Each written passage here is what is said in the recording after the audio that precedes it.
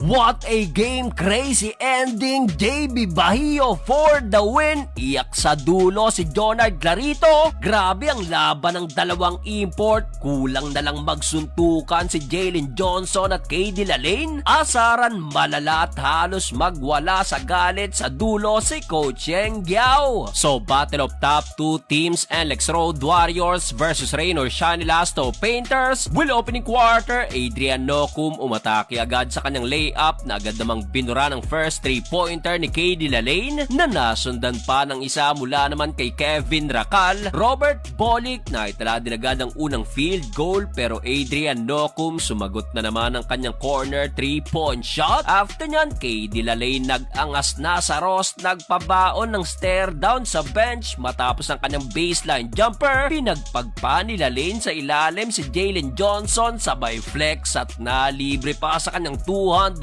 dunk. Pero despite na maraming injury, napabuhat naman si Adrian Nocum, Mike Malonzo at Santillan na nagtala ng combined first 18 points ng Rain or Shine. Puro local lang umiskor sa Raw sa unang quarter, 18-23 pabor sa koponan ni Coach Yeng Guiao. Second quarter, hindi makapaniwala si Coach Yeng Guiao nang tawagan ng offensive foul sa play na to si Villegas. Heto't nag-angas na naman tuloy si Lalane, another flex. Ang kaso, kontrolado pa rin ng Ross ang laban. This time, si Gian Mamuyak at Andre Karakot naman ang kumanan ng combined 9 points. Ganado ang Ross dahil sa angas ni Lalane at dito umabot din agad ang kanilang labang sa double digit. Under 5 minutes, naitala na rin ni Johnson ang kanyang unang basket pero JB Bajío sinagot agad dyan ng end 1 kontra kay Bo. Kaso patuloy ang transition offense ng Ross. Another layup for Andre Karakot. Pati itong rookie na si Quahaw nagparamdam din agad off the bench. Tony Semerad binasag ang ranayan sa kanyang corner 3-pointer kaso pinagpag naman siya agad ni Jalen Johnson sa kabila. 37-49 pabor pa rin sa Rain or Shine. Start of the third quarter, good start for NLEX. Pasukan tres ni KD Lalane na nasundan pa ng mala SGA na sagasa ni Shani Winston. Pero Jonard Clarito bumawi agad ng back-to-back 3-point shot. Under 9 minutes, heto't pumutok ng pangaasar ni Lalane kanina. Butatang inabot kay Jalen Johnson. Sabay trash talk sa mukha mismo ni KD Lalane. Magsusuntukan pang dalawang import. Butit na awat agad. Heto't finger licking good si Lalane kay Johnson. Matapos yan, kumana pa ng tres si Johnson. Sabay asar na naman kay KD Lalane. Pero sa play na to, naipasa ni Johnson kay Belga ang bola sa labas, out of bounds. Baliw daw si Johnson, sabi ni KD Lalane. After nyan, KD Lalane again nang asar na naman matapos ang kanyang dunk stare down kay Johnson. Pero right away nang makabawi si Johnson, nagpabound din ng stare down kaso dito natawagan na ng technical foul. Ganda ng laban ng dalawang import, kulang na lang magsuntukan pero dahil kay Robert Bolick natunaw na ang labang ng Rain or Shine. Nagpabaon pa nga sa dulo ng 2 small gesture si KD Lalane kay Johnson, 78-75. Fourth and final quarter, Jalen Johnson napabayaan beyond the arc. Naasundan pa yan ng end 1 ni Adrian Nocum. Natawagan pa ng offensive foul si KD Lalane kontra kay Johnson. Halos walang maisagot ang NLEX pero under 4 minutes biglang nabuhayan sa layup na to ni Bajío na nasundan pa ng tres ni Tony Semerad. Under 2 minutes, LJ Gonzalez binaba na yan sa isa, 87-86. Matapos ang challenge ng Ross, nagwala sa galit si Coach Yeng Guiao at heto pang naging resulta. Robert Bolick kumana pa ng 4 to take the lead, 90-87. Pero wala nang isang minuto, Luis Villegas sumagot ng tres to tie the game at all 90. Last 24 seconds, na turnover si Bolick at na-foul naman sa kabila si Jonard Clarito. Problema lang, dalawang free throw ni Clarito parehong mintis. Nasayang lang at napamura kahit itong owner ng Ross. Pagbalik pa ng possession sa NLEX, JB Bajío kumana ng baseline jumper for the win. Sa huli, panalo pang Road Warriors. Iyak si Jonard Clarito.